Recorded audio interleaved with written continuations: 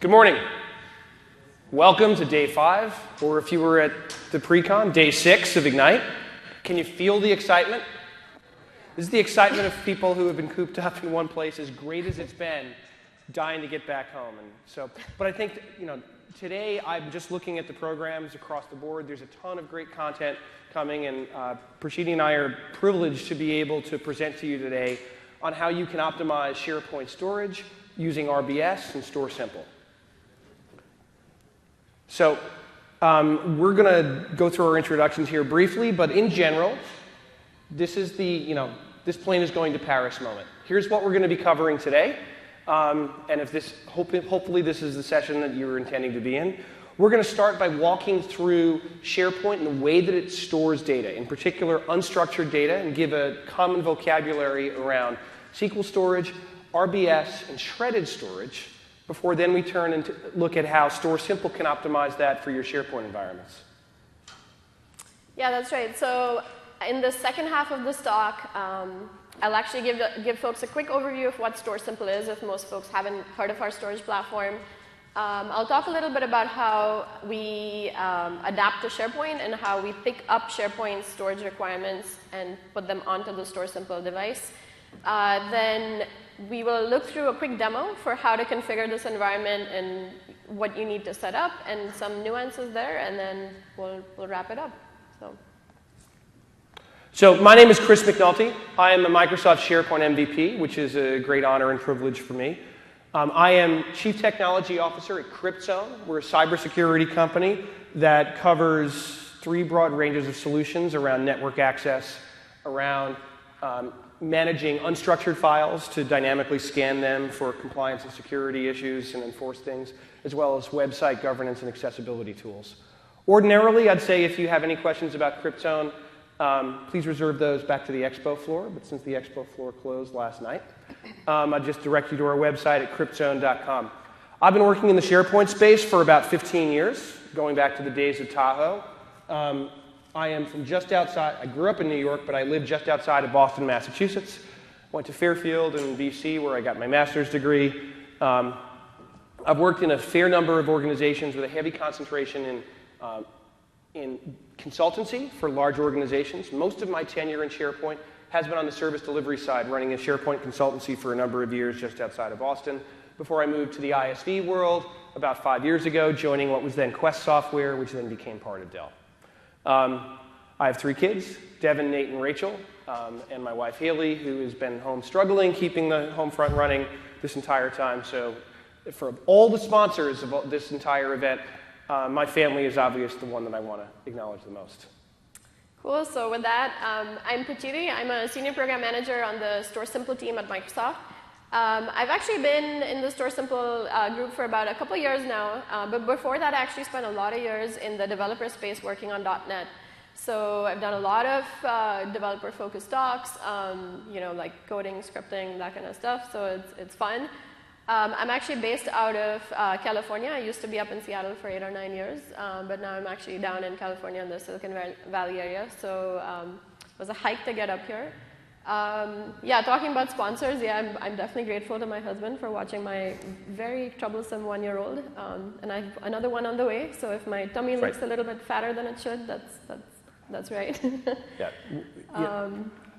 We know SharePoint has many exciting launches coming up over the next year, but probably none more exciting for you than your next job. I have a slightly exciting launch coming up. Prashidi and I have been working together for a long, long, long time. Of course. Yes. So we're going to start by taking a look at what is the storage architecture, in particular for RBS, since that's the important vocabulary we need to use to understand structured and unstructured storage and how StorSimple optimizes for those. SharePoint has, over its history, adopted a number of approaches as to how it stores its files. Any of you go back to SharePoint 2001 in the Tahoe days? When we had the web store system, and that was something that was fundamentally based on an exchange vocabulary, an exchange architecture. And Microsoft made some shifts in 2003 to adopt SQL. And when they made that shift to SQL Server, there were a couple of fundamental decisions that were made at the outset to map file storage, which had been kept in a file system previously, into a data type supported by SQL Server at the time that was mapped to image with a maximum file size of 2 gig. Since that time, by default, 99 and 44/100% of all the information we ever push into SharePoint, whether it's configuration or in most cases content, lives inside a SQL database. And as content has mushroomed, we know from AIM data that the annual growth of unstructured content in any enterprise is somewhere between 50 and 75%. SQL's capacity to handle that has grown, and sometimes content gets ahead of it. So being able to optimize the storage is essentially the most important step you can take in optimizing your SharePoint environments.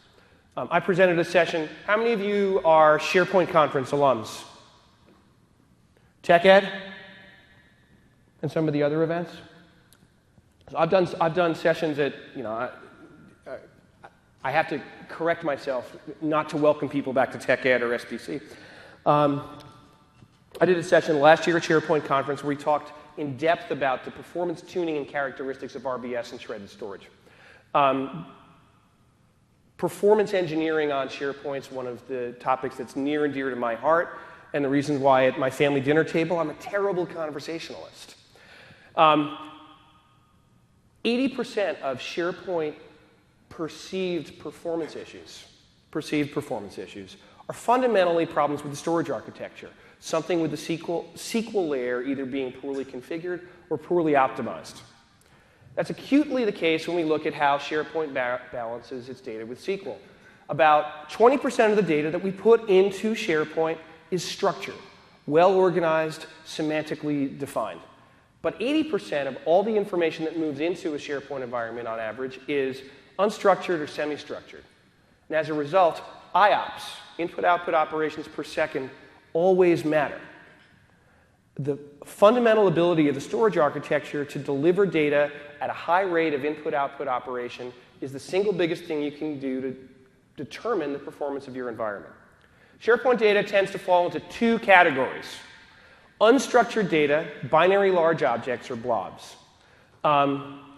This is mostly user-generated, and as with most user-generated information, it's unpredictable. It can be sparse, it can be dense. They're files. They're Word, they're Excel, they're images, they're PowerPoint, text, video, audio. They don't conform to any standard size. One can be big, one can be small, and the usage patterns are unpredictable. Conversely, when I look at well-structured data, things that belong into a database, it's usually structured in terms of entities. Most tables are well-defined in terms of relationships, how I have attributes, I can move through things with indexes, and because of that predictability of the structure of a single row, it's much more easy to optimize structured data than unstructured data. So the blob object is the serialized data stream that represents a file when I upload it into SharePoint. I said in the MVP panel yesterday that although Microsoft has certainly learned a lot more about SharePoint in any given month of running Office 365 than they learned from the first 10 years of all the telemetry they got from the field. We know that SharePoint, although it supports a wide number of workloads, is fundamentally just about 99% of all organizations about files. It's about how do I empower personal, enterprise-based collaboration around files and documents. That's a workload that SharePoint excels in. For most enterprises, it's the reason they started down the road in the first place. And because files are essential to document libraries, record centers, document centers, OneDrives, and the like, how we manage it in SharePoint has a lot to do with how we manage SharePoint as a whole.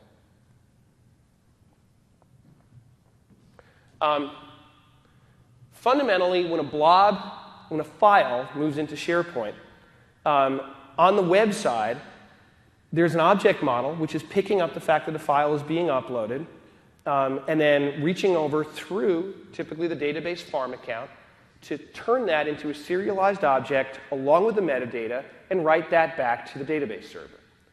Inside of the database server, that file is going to be represented in the content database. And there are several tables that represent this, and we're not going to dive deeply into the table structure of SharePoint because you're never supposed to look inside the content database. But the metadata, the information about the file, as well as the file itself, all resides inside SQL. But there's some real challenges with that.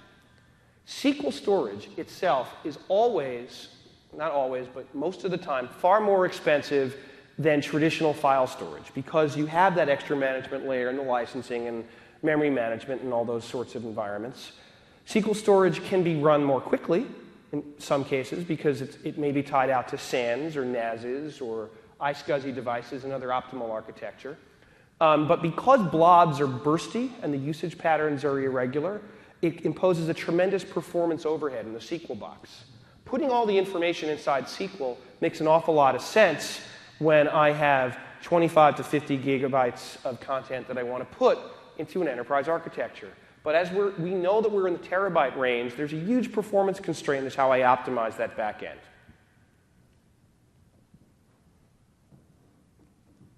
Here are we. So Microsoft has taken several approaches over the years. There was an earlier version of a way to deal with the challenge of fitting all of those files inside SQL. The fundamental answer is you don't have to keep all the files inside SQL.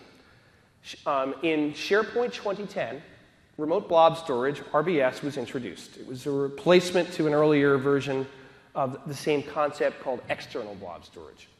RBS says, essentially, what I want to do is take those files and instead of putting them into a content database, put them somewhere else, leave a pointer behind. And that way, that somewhere else can be optimal storage outside of the realm of SQL.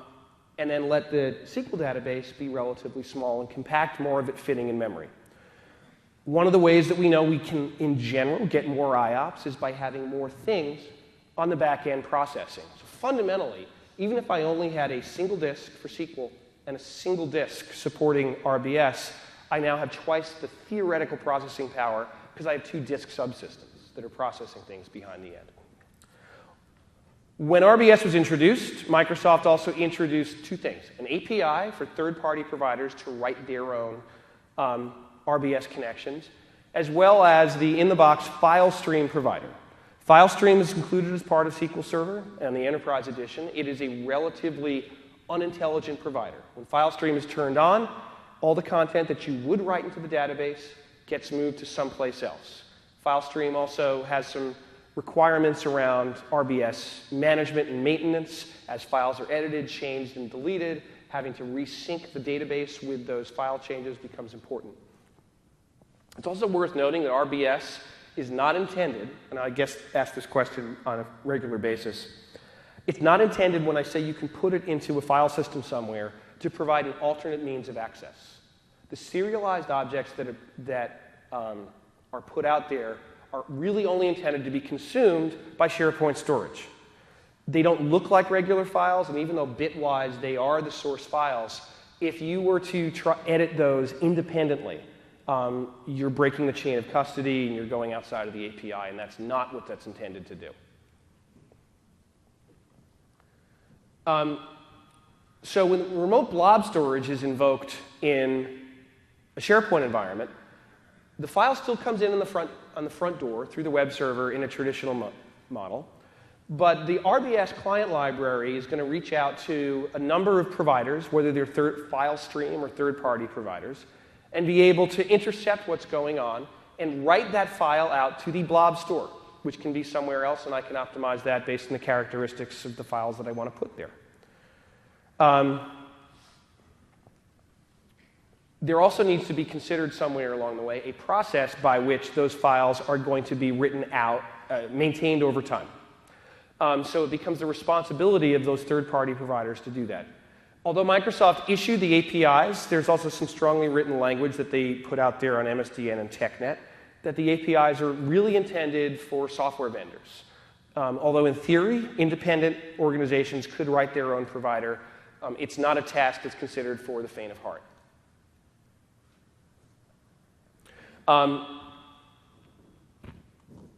Next point I wanted to make is you have a choice with unstructured files of how I manage them in the first place. There's a range of solutions. On the right, on the right is the file stream approach, where I'm taking everything and as I'm uploading files, I am, in a relatively unsophisticated manner, putting all the information about the files and the files themselves outside of the content database. There's a registration that happens in the content database, but it's relatively unsophisticated. I could, if I chose to, store stuff directly in SQL without any intelligence around it, but obviously, since this is a SharePoint audience, we want to have a front end and a way of using unstructured data by getting them out into a provider like RBS. RBS, as an interface, is written so it can be intelligent. The file stream provider is relatively unintelligent, but most implementations of RBS, including what we're going to look at with StorSimple, provide the ability for you to write rules and sets of conditions. So based on file types, being able to match the kind of file and the kind of usage with a storage characteristic. Archive files are things that are unlikely to be used on a regular basis. Old versions of files, you may want to move to a storage tier which is not optimized for performance, but optimized for cost. And the most highly used files in your organization, you can choose to move to a storage tier that's optimized for high performance. It gives a lot more flexibility in how I bring those things forward.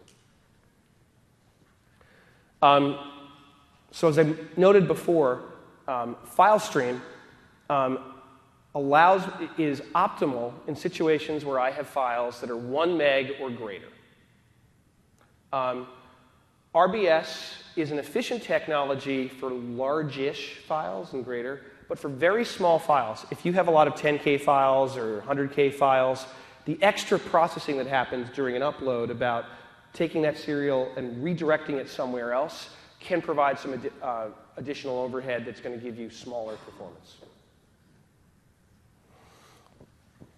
It's important to understand when I'm picking the storage architecture, where my blob store is going to be, what the characteristics are going to be there. Some organizations use things like worm devices, where I write once and read things back.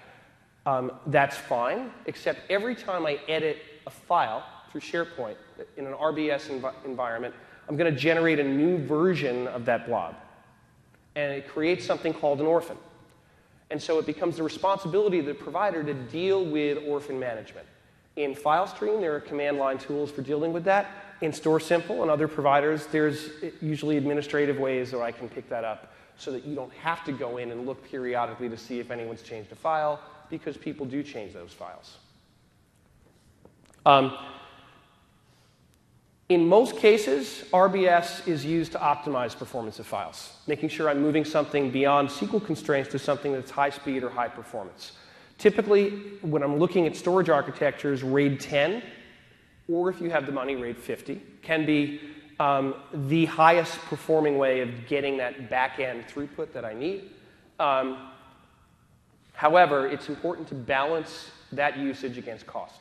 Setting up a lot of RAID 10 arrays of solid-state disks for your file archive or your record center may not be the most cost-efficient way of doing things. What we know over time is that the cloud opens up additional opportunities that were hard to envision when RBS was first brought out. It is possible at some point in the future to be able to address cloud storage as a way of providing additional capacity, which definitely represents the frontier for us in terms of storage optimization.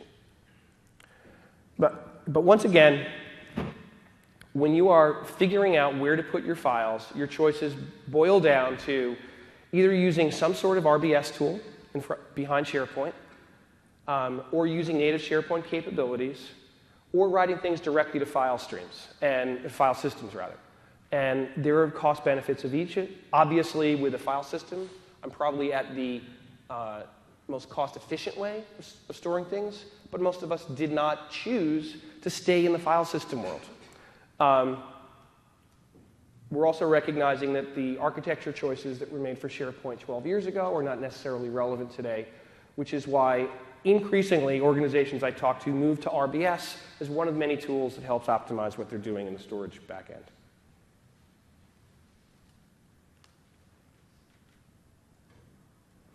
So in terms of how we optimize the performance and throughput, Just a little bit of guidance, also a little bit of more recent history lesson. Around the time of Service Pack 1, although this was not part of the Service Pack per se, Microsoft issued revised guidance as to the maximum size of a content database. The maximum size for a single content database in SharePoint historically it had been 100 gig, and SharePoint 2010, as well as 2013, it has been 200 gig. For the past 4 years, though, the guidance has been there are conditions under which 200 gig is a number that you can exceed, provided certain things are true. Fundamentally, what you need to look at is the input-output operations of the back-end system. In most scenarios, what you want to get to are 2 IOPS, 2 input-output operations per second per gig of managed content. So if you have a disk back-end on the aggregate that supports 1,000 IOPS, you can support 500 gig with reasonably good performance. These support boundaries, it should be noted, are not hard and fast boundaries. The moment you put that one extra file into 201 gig or to 501 gig, the system does not fall over and die and refuse to accept new content. You see progressively degraded performance as the database grows larger than operations can reasonably support. Part of that is because of the table structure. In the table structure, for any content database which may support multiple site collections, all of the files are written to one common table structure, all docs and all docs versions. And during moments of read, there are transient read locks that are applied in the table. The more information I put into that, the higher likelihood that there's some level of deadlock and people have to wait longer to get into that table to get their files back in the first place. The SharePoint 2013 introduced a new concept called shredded storage. Shredded storage is dealing with some of the fundamental problems of how SharePoint stores data on the back end. In SharePoint 2010 and earlier versions, anytime I change a file, I save a full version of the file if the library is versioned.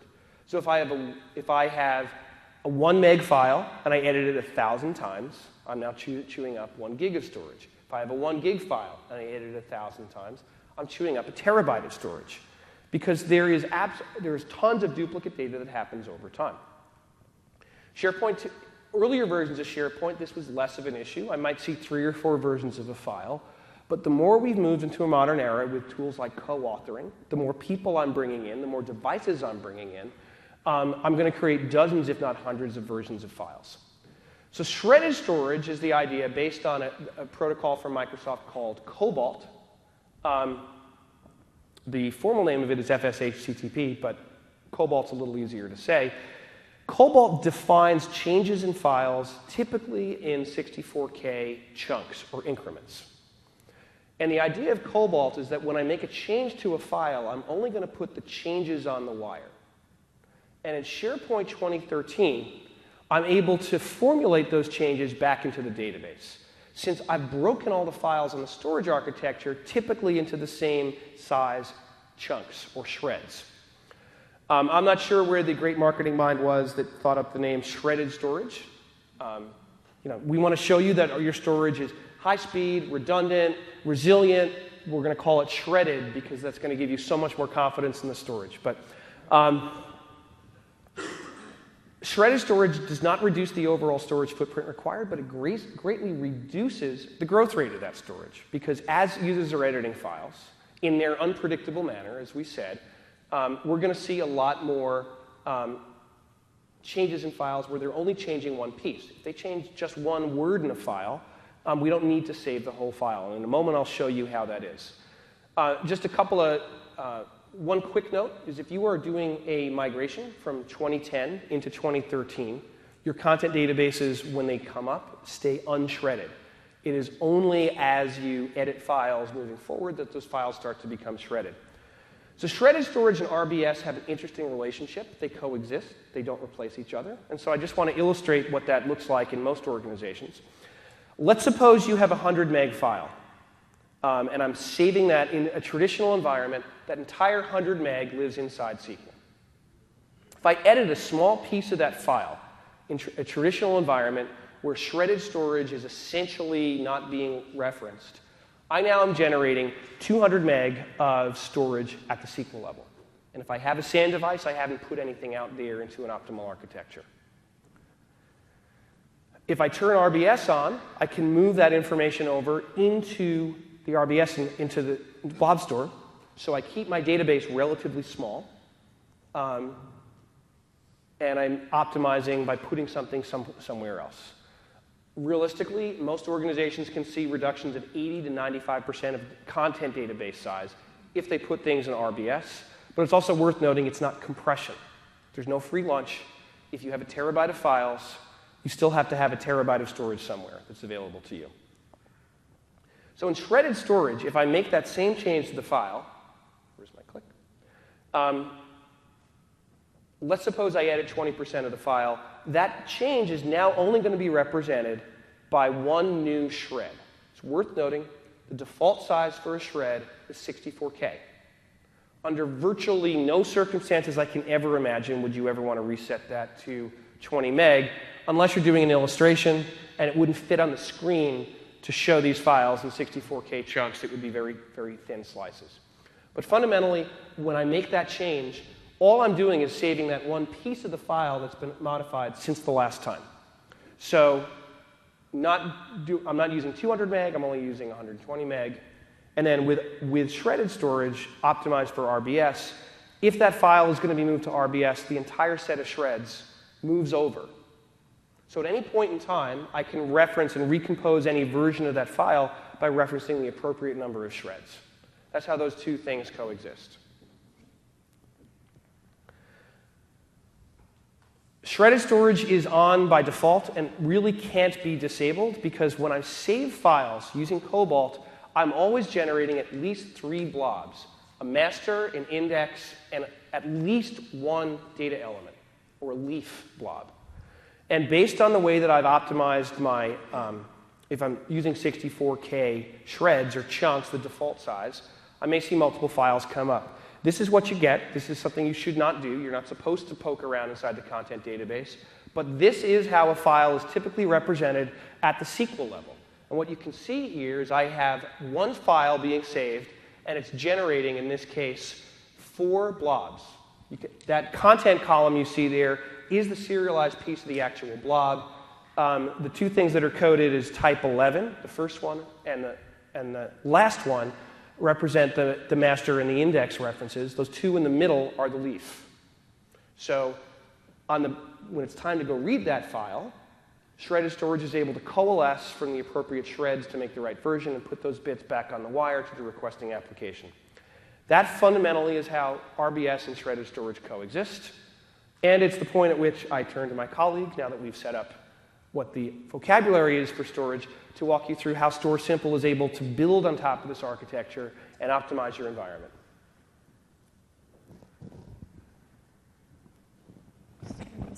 Can folks hear me? Yeah, awesome. So the next part of this, I'm actually going to just walk you through what StorSimple is, and then we'll look at how StorSimple provides an adapter on top of SharePoint, and then I'll actually walk you through a demo for how to configure this environment. So before we start, just a quick show of hands to see how many folks attended the StorSimple session that was on Tuesday. I think we had a breakout session there. OK, not bad, not bad. OK, so maybe like five, 6 folks, but majority of you have not actually seen StorSimple before. So I will provide an overview. Hopefully this is going to transition. It's a little slow. It's a little sticky, right? Yeah. So, and then another show of hands here. How many of you guys are using a third-party RBS provider today? So something that's other than FileStream. OK, so about like 5, 6 folks here as well. OK, cool. All right, so let's actually jump into StorSimple really quick. So StorSimple. So basically, with storage today, like there's a bunch of challenges with storage, right? So there's primary storage. At some point, you need to actually take your storage and archive it. Maybe you archive it onto disks that sit on premises. You have to take backups. Maybe those backups are sitting on disk. And sometimes you may want to replicate your data to another site in case of a disaster to recover from disaster situations.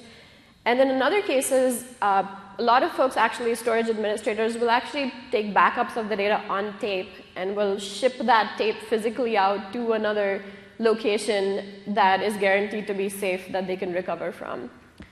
Now, managing all this storage is actually fairly complicated. Each piece of this, each layer, like primary, archival, disk-based backup, remote replication, tape backup, and DR, it takes a lot of investment, takes a lot of upfront planning. And there's a lot of management cost that goes into just managing all this data, doing it at the right time, and making sure everything is set up correctly. With StorSimple, we actually have a single solution that combines, that actually gives you a solution that manages all of these layers in a single package, if you will. And because of that single package managing all pieces of this, we managed to reduce costs for most customers by 40 to 60%, sometimes even more. And those costs are storage costs, they're management costs, they're just their administration costs, support costs. It's the whole gamut. So what is StorSimple fundamentally? So StorSimple is basically we call it, the official name is Microsoft Azure StorSimple. It's a hybrid cloud storage solution. What it provides is on-premise storage that's highly available, redundant, it's high capacity, and it provides a way for storage that sits on premises to connect up into Azure. And the way it does this is there's three pieces to the solution. So the first piece is this little bottom layer. There's this little bottom layer here on the slide, which is our SAN storage. So the SAN storage, think of it as any kind of, it's a traditional SAN device that you would actually just drop into your data center, which sits on premises. It's fully redundant storage. So it has RAID. It comes with dual power, dual cooling fans. It actually is a dual node box. So it's got an active passive. It's got two controllers with automatic failover from the active to the passive in case something happens. And we produce these, we have these SAN storage devices available in two models. The low-end model comes with 15 terabytes of local capacity and a maximum capacity of 200 terabytes if you include the Azure storage piece of it. And the higher-end model comes with 40 terabytes of local capacity, and the total capacity is 500 terabytes if you include the Azure portion of it. The low end is it occupies 2U of space in your rack, and the higher end is a 4U box. And both these boxes are manufactured by Seagate. They are shipped and sold by Microsoft, but the Seagate is the manufacturer there. The second piece of this is really the brains behind the solution, which is the software. And the software layer essentially provides a bunch of services that you may or may not expect depending on what storage solution you're using today. But the software actually provides deduplication for your data.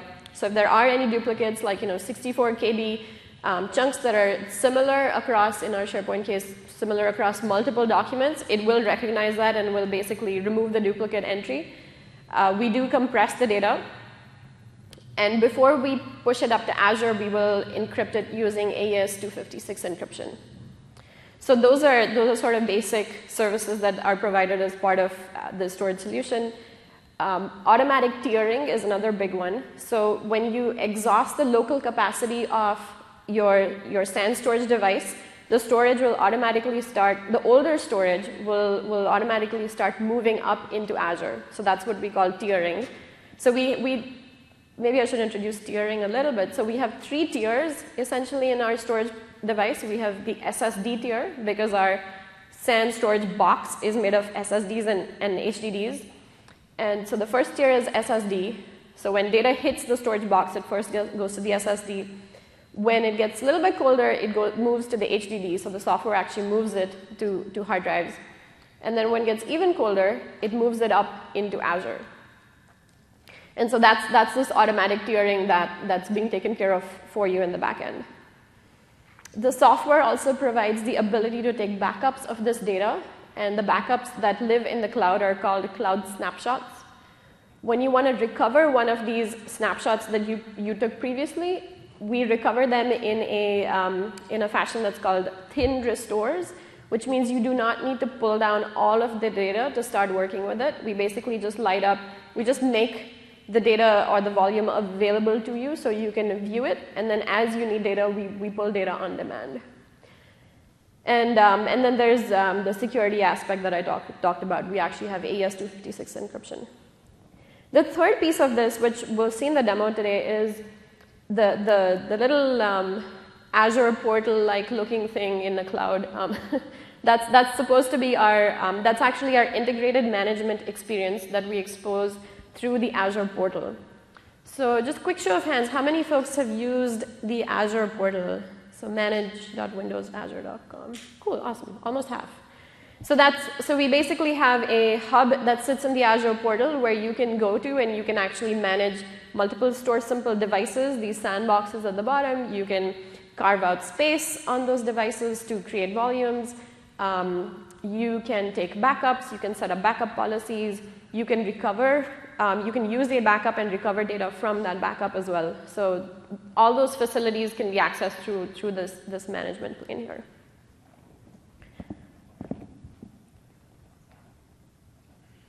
And yeah, this is slow, isn't it? The clicker. Do I need to point it somewhere? Let's try this. Yeah. Look. Ta-da. So how do you actually provision StorSimple with the StorSimple manager? So there's a couple of fundamental things to be aware of before I jump into the demo later on. So the way this sandbox is essentially an iSCSI device. So it's a block storage device. So what you present up to the host or the file server is volumes. And so you need to actually do a little bit of management work to create the volumes, or rather like carve out these like small chunks of space that you can assign to a volume. And so when you actually work with the StorSimple manager, which is the name for our management experience in the Azure portal, you will go ahead and create what's called a volume container. So that's sort of like this outer container in which you can place one or more volumes. So an example is a volume 1 here can actually be 200 gigabytes in size, or it can be 5 terabytes in size, whatever you pick. And you configure this volume to live inside a volume container. Now the volume container unit is interesting because it maps to a Azure storage account. So that Azure storage account is actually something that gets used to tier older data into Azure. So that's your unit in which your data is going to go and tier. And if you take any cloud snapshots, that Azure storage account is also where the cloud snapshots live. So you do have to configure an Azure storage account and map it to this volume container that you configure into which you place a volume. So sort of, that's just the hierarchy to keep in mind. Now the use cases that we support with StorSimple, our bread and butter use cases are traditional file shares. So if you have just departmental file shares, you have a bunch of files that people have created, documents, PowerPoint slides, anything. People like a bunch of that data are always cold, so you put it on the StorSimple box and it takes care of tiering the older data out into Azure, but the hotter, more recent data sits on-premise, so you get faster access for it. We also do support SharePoint, which is obvious, so that's why I'm here. One of the benefits, there's a few benefits that you get from using our SharePoint adapter. We actually call it the StorSimple adapter for SharePoint. When you use it on top of StorSimple, there's a few benefits that you get. And these are sort of similar to the benefits that Chris was mentioning earlier. The first big one is that you're reducing that query load on the SQL Server. So instead of hitting that SQL Server box to pick out your blob data and stream it from the SQL Server, now you're essentially redirecting that I/O load to your StorSimple box. So it frees up that SQL Server to do other things, and you're not just, you can do metadata operations and all that relational activity that SQL is more optimized for anyway. With StorSimple on the back end, you do get some benefits of deduplication and compression, because that's just fundamentally some of the benefits that StorSimple provides. You can get data protection for your blob data, because you can actually place the blobs onto the StorSimple box and take a cloud snapshot of it, or even a local snapshot, and your data is protected. Using the snapshot that you create, you can actually test out DR. So you can actually plan a little bit better for DR. So you can take that snapshot and you can restore the snapshot and see if it recovers back into another SharePoint farm or maybe onto the same SharePoint farm. There's this additional functionality that we provide through a partner who we work with called Kroll, where if you point Kroll to a backup snapshot, one of these snapshots that you have, you can actually recover individual items. So say a user actually accidentally deleted one of these documents from your SharePoint document library, but you had taken a snapshot of the data prior to the deletion. Kroll software will actually help you pick out that single item and restore it from the snapshot, from the StorSimple snapshot into the live farm. If you guys want more details about that piece of it, I can do that towards the end. So let's actually look at how this whole thing is set up architecturally in your data center. So what you have here is basically the white border on the outside. That's the customer data center, and the yellow border in the middle, or the orange one, is your SharePoint farm. So this is a super simple SharePoint farm here. There's a couple web front-end servers. There's a SQL server, and that content database lives in the SQL server. Azure naturally is sitting outside there. Now, when you install StorSimple into this environment, there's a few things to be done. So your physical StorSimple 8100, so 8100 is our lower end model.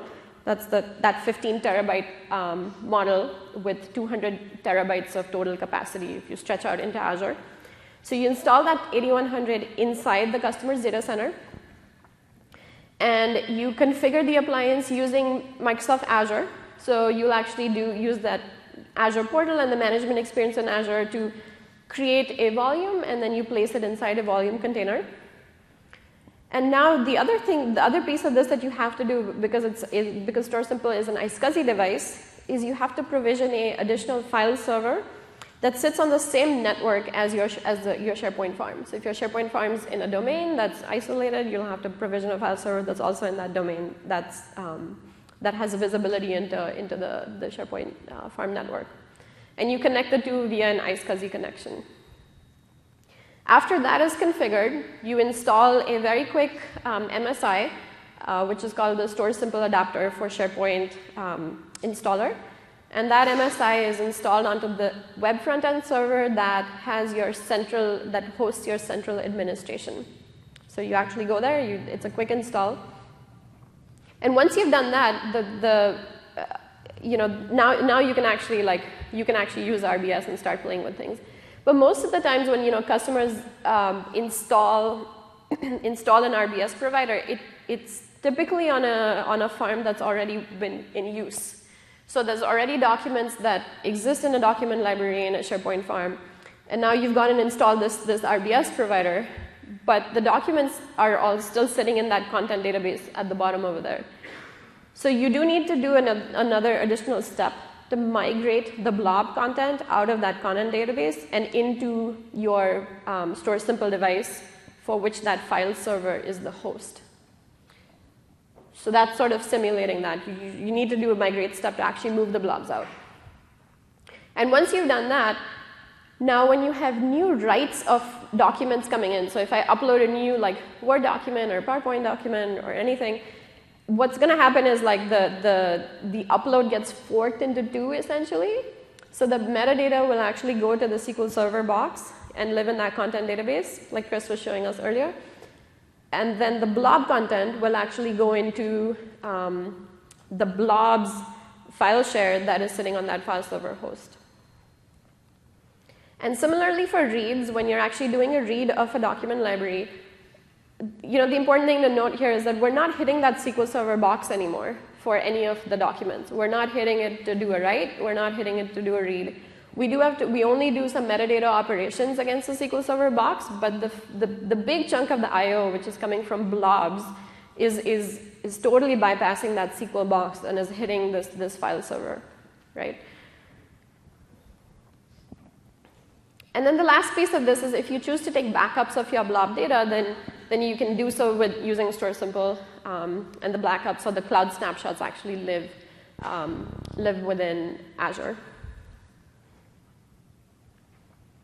Another optional thing, I won't spend too much time on this, is that you can also choose to move SQL onto StorSimple. That is a workload that we support on StorSimple. So once you've externalized all your blobs out of the SQL box, then the database that lives, that sort of stays behind, can actually be also moved to StorSimple by establishing a nice SCSI connection from your SQL Server box to the StorSimple device, and you'd create another volume to hold that within that volume container. Why not just keep the data in the SQL database? We just don't support that today, but it's something where it's something we hear quite a bit from customers. Hey, why can't we just do that? So in terms of boundaries and limits, so something to be aware of, today this is supported for SharePoint 2010 and RBS only, and SharePoint 2013. SQL Server 2008 and 2012 Enterprise is required because that comes with RBS. And then in terms of StorSimple versions that we support it for StorSimple's 8000 series, which is our most recent version, and the StorSimple 5000 and 7000 series, which is our previous generation of product. There are some SharePoint limits that we do recommend folks respect, just to stay strictly within the supported, within the realm of being supported. The size of the content database, including blobs that live within the content database, should be no larger than 200 gigabytes. Sometimes customers choose to go out of that and expect a performance degradation like Chris was pointing out. But if you truly want to be 100% supported, then stick within the 200 gigabytes here. And then the other limit that's interesting here is that the time that's required, and these are SharePoint limits that you can actually go to. There's a SharePoint KBR, it's an MSDN page, I think, that lists out all these limits. The time that is required to fetch the first byte of data for the blob should be no more than 40 milliseconds most of the time, which means the guidance that we give customers is also that you try and keep most of that SharePoint data local on your appliance, on your StorSimple appliance. So with that, actually, let's jump into a quick demo.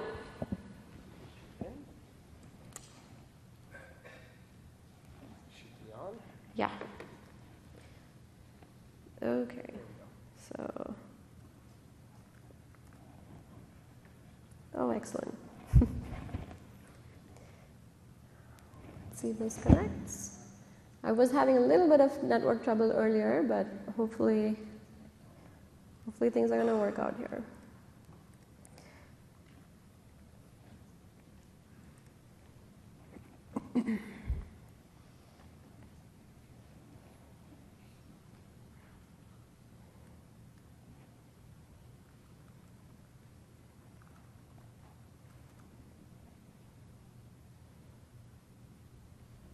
So once this connects, what I'm going to show you is a very simple SharePoint farm.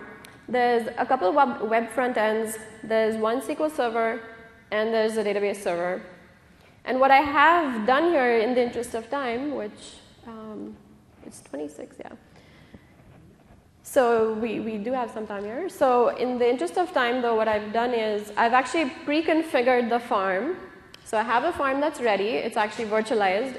So I'm actually remoted into a Hyper-V box here.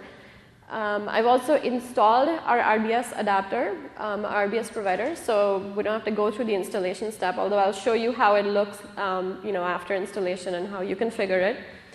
I also have a StorSimple appliance, a physical box that's setting up in our lab back in California that's connected to this farm. So we'll sort of take a look at the whole experience, once the configuration is ready, what does it look like, what can you do with it, how can you use that Azure portal to do management, that kind of stuff. So what you're seeing here is the web front-end server that we've logged into, and I've pulled up the central administration page, and I'm showing system settings, right? So this should be relatively familiar to most folks. What you probably haven't seen before is in system settings now, at the very bottom, you see this additional icon here called Azure StorSimple. And this is basically what shows up after you've installed our RBS provider into your SharePoint farm. So the installation step is fairly simple. There's just an MSI. You go install that on the central admin box on your web front end. Once you've installed that, it shows up as a plugin within central admin. And if you actually, if you click on that here, I've actually just opened this page up. You can, the page that it takes you to is, lets you configure the StorSimple adapter. The configuration is actually fairly simple. You know, I'll admit it could be richer here, but I mean, it's simple for this first round. So there's two things that you provide. The first thing that you provide is a blob store path. So this is essentially a UNC path. It's a file share where you would like the blobs to live. And so in our case, I think I'm pointing it to this share that's called SharePoint 13 file server 12/blobs. And you'll see over here that there's two content databases. So there's WSS content 81. I'm actually not using WSS content 81 for this demo, so you can just ignore that. But you can, this just shows you that per content DB, you can enable or disable the adapter. And what that really does is, for the content DB where it's enabled, you can externalize, the blobs will get externalized to that file share path. And for the content DB where it's disabled, the blobs will just continue to live within the content DB there.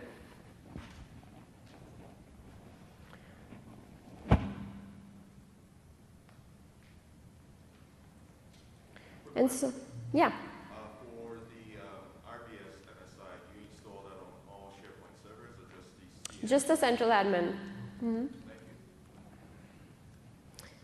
So now if you actually look at the document library that I've created, there's just actually a single site collection here in a single web app. And so if you go to a document library that's within this site collection, you'll see, looks like a regular document library. I've uploaded, prior to this demo, 2 documents. One is called Acapella and the other is called Bluecran. Now the thing to know about both these documents that I uploaded before is Acapella was actually uploaded prior to me enabling the SharePoint adapter. And so it was uploaded prior to having an RBS provider in the farm, right? So what you'd expect with that is that any blobs that are associated with that document will live within the content DB, right? They're not going in, they haven't been externalized anywhere. They're just within the content DB. And then bluecran.docx is a file that I uploaded after I installed the RBS adapter and the RBS provider. And so that one, you should see it actually get externalized and live on that file share that I showed earlier. So let's actually go to that file server box and take a look at how that's configured. Okay. So you'll see here that this is actually, before that, let me jump back into the web front end. And we'll actually take a look at the file share here for a second. So this is that file share that I had configured earlier. It's SharePoint 13 file server 12 blobs.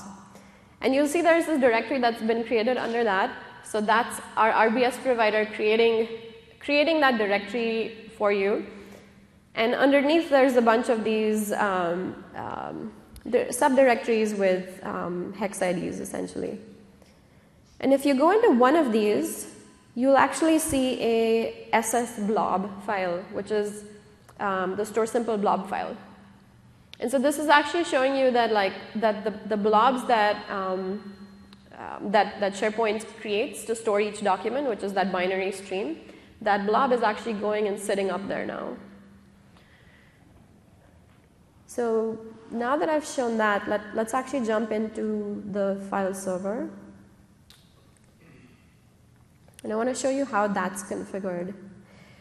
So this file server, there's the E drive and the blobs folder. Under the E drive is actually the directory that we've shared out to the other servers in that SharePoint farm. So it's just the same exact drive here, so it's E drive blobs and the same folders that we just took a look at. Now, what's going on behind the scenes, right? Like that's more interesting. So if you pull up disk management, so it's disk mgmt.msc, what you'll see is that the volume E is formatted as NTFS, and it has a capacity of about 200 gigabytes. And so this is a volume that I created as part of dropping in StorSimple into that farm. And so this looks like a simple volume here, but the way it actually is connected to the StorSimple appliance is using the iSCSI initiator. So the iSCSI initiator is a tool that comes as part of most Windows Server boxes, and you can use it to establish an iSCSI connection with a SAN storage device, a block-based device like StorSimple. And this little name here, so it's an iSCSI qualified name. It's IQN.1991-05, blah, blah, blah. And it's, you can see StorSimple 8100 with this little identifier here, which is the identifier for our appliance name.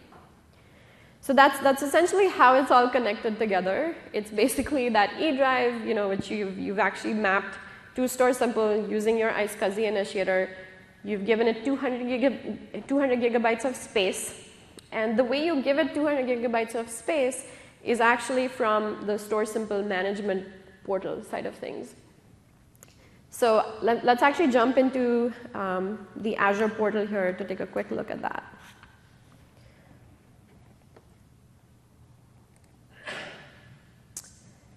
So this should look relatively familiar. This is just a, just the view of the Azure portal. It's manage.windowsazure.com. On the left-hand side, you see a column over there with lots of things. There's VMs, mobile services, all the standard stuff. But if you go down here, you see StorSimple has its own icon, and this is basically the hub for how you create a StorSimple management service. And so you see over here, I've actually created multiple. This seems to be a popular hub and a subscription that my team uses. But I have one here that's created for the purposes of this demo called Ignite Demo. And so I have a StorSimple Manager service called Ignite Demo here. So I'll click on that. And if I go to the dashboard, it'll show me, once it comes up, it'll actually show me how much storage I'm using. So I think a dashboard is fairly common across many Azure services. You'll see here there's two things that we're showing. The first one is how much primary storage is being used across all devices that are under management of the service. Now this is a demo, so I don't have 5 devices of 200 terabytes each connected up here. Otherwise, you'd see really high storage capacity numbers typically. But there's 2 things here. There's primary storage that's being used, and there's cloud storage that's being used. And so those, it's just a good graph that gives you a quick sense for things. So in our case, we'll actually jump to this devices hub, and we'll see here that there's a single device. So there's this StorSimple device that's called TD113. And you'll see here that it says the provisioned versus max capacity is, the max capacity here is 200 terabytes. And so that tells me that it's that low-end appliance that I have, which is the model 8100. So it's actually showing me that. It's like, hey, the model number is 8100 here. So I'll go click on that. And then I want to actually walk you through the configuration for this. So you'll see there's a bunch of tabs up here, but one of the tabs that's interesting for configuration, when you start to carve out space on your appliance, is this volume containers tab. So if you go here, you'll see I've created a single volume container. It's called SharePoint 13 VC. And it has one volume, and it has a storage account associated with it. So like I mentioned earlier, you need a storage account that you associate with your volume container, because that storage account will be what holds any data that gets steered up into Azure, or if you take any backups of the data, that's where the backups will actually live. And if you click on this, you see the volume, and you'll see there's blobs vol 1, and the capacity is 200 gigabytes. And this volume essentially maps to what you saw in that file server back there as the E drive.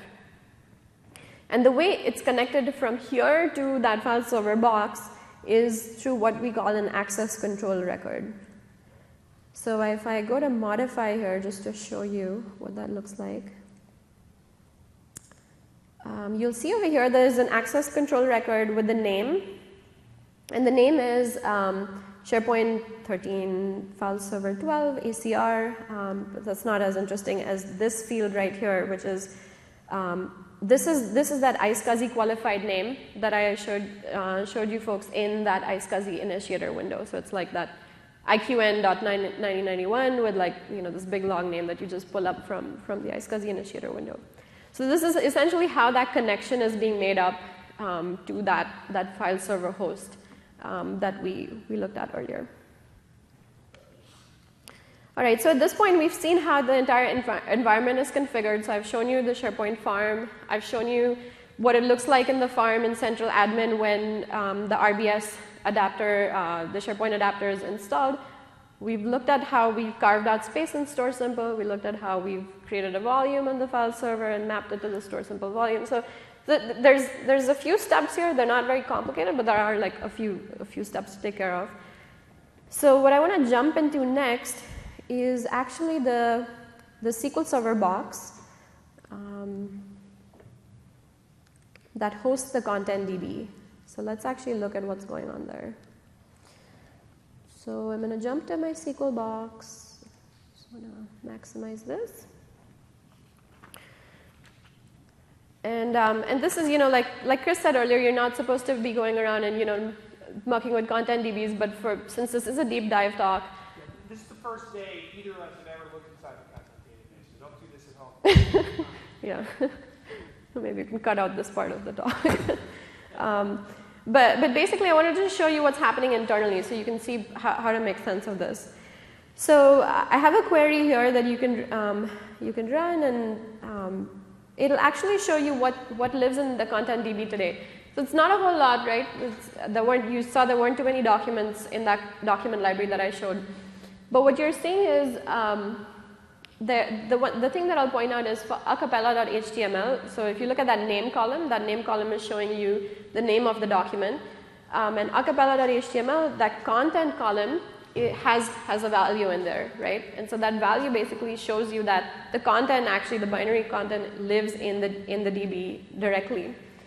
And the RBS ID column is that pointer that Chris was talking about earlier, that pointer that will actually point to this location. It encodes the location for where this blob actually lives.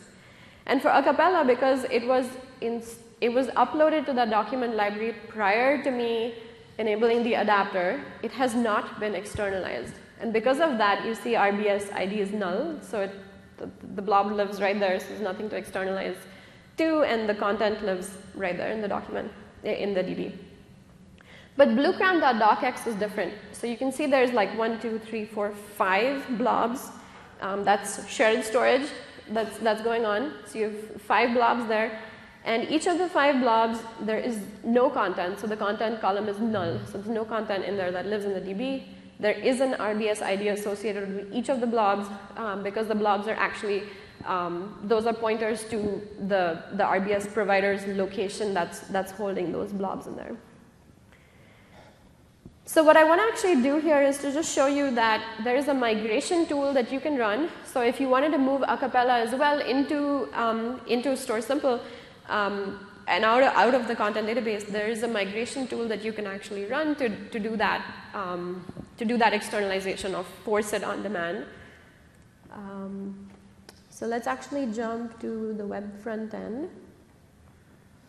And if you pull up the SharePoint 2013 management console here, you'll actually, there's actually scripts that you can run. We'll actually get this on here. And I guess I've run this earlier, so I can just tab up. And I'll actually just run the migrate.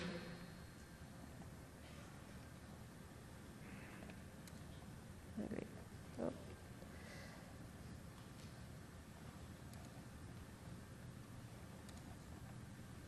Okay. So now if I go back to my SQL Server box, I should see a cappella having been migrated, and that's what you just saw, right? So the content column went to null, and now it has its own RBS ID. And basically the result of that is that you have these blobs that are now sitting in that file share that I showed you earlier. And that file share is, oh, actually it's right there. It's right here, and you know there's a bunch of blobs that are in this file share. And if from this point on, if I actually upload more documents into this library, you'll see even more subfolders here that get created to manage all these blobs. So I'll just jump back to the slides here. So that concludes. Yeah, just hit 5 there. And actually, one or two more slides, so I don't know what the clicker is. Oh, it's right here. So I just want to point you guys to a few more resources that you can use. The first one is actually a pretty extensive documentation on our RBS provider. I just showed you a very quick glimpse into things right now. So it's, that MSDN location has a lot of documentation on how you configure things, maintain your environment, that kind of stuff.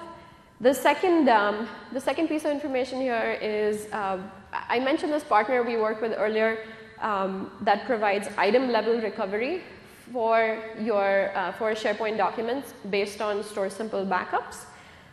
So if you want to see a demo or get a license or talk to them, StorSimple at crawlontrack.com is basically how you can reach them. And then StorSimple overall, we have a community forum where we gladly accept questions and have dialogue with customers and folks. And for those of you who were not able to attend my book signing on Monday night, again, can't direct you to the hall, but we were giving away free copies of my book in 2013. If you follow this link, you can download a copy free of charge. There's no registration required. I won't even send you a holiday card. Just download it, and you can't beat the price. So I know we can leave this up we can come back to this if we need to, but let's leave it up for a couple more seconds. I see a few people taking photos. Okay. And also session evals. Please, please, please fill them out. The feedback, we will actively take that in and figure out your information on the technology as well as on our presentation. We do have a few minutes for questions. One of the wonderful advantages so while folks are making their way to the mic or composing their questions, one of the advantages of having two people up here is I can actually watch the Ignite second screen in real time. And we have one question I know that's come from someone who is streaming it in remotely, which is just asking you to comment a little further on hot or cold files. How do you distinguish those?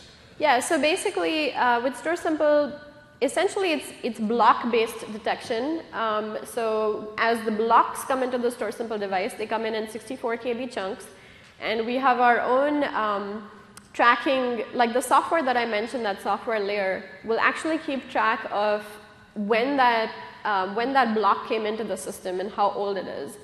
And when it first comes in, it comes into the SSD tier. And then once the SSD tier is about 80–85% full, at that point we'll say, all right, well, we need to actually push something out of this SSD tier into the hard drive tier. Well, let's now go figure out which were the blocks that came in that are the oldest blocks that came into the SSD tier, and we'll just look at the oldest ones, move them into the hard drive tier. Before we move it into the hard drive tier, we do a little bit of, we'll actually compress the blocks. So we do deduplication on the SSD tier, we do compression on the hard drive tier, and then when we again decide that the hard drive tier is close to about 85% full, then we decide to push the data out into the Azure tier. And before we push stuff into Azure, we do a round of encryption if you had asked for encryption. So hopefully that answers the question that came in. So we'll be up. We can take some questions, and then we're on the highway to the danger zone. We're in the yellow light, so we'll be up here for a couple more minutes. If you have a question, we also have these wonderful, never before seen, never before worn SharePoint white T-shirts. So if you have a question, or just come up and thank you very much.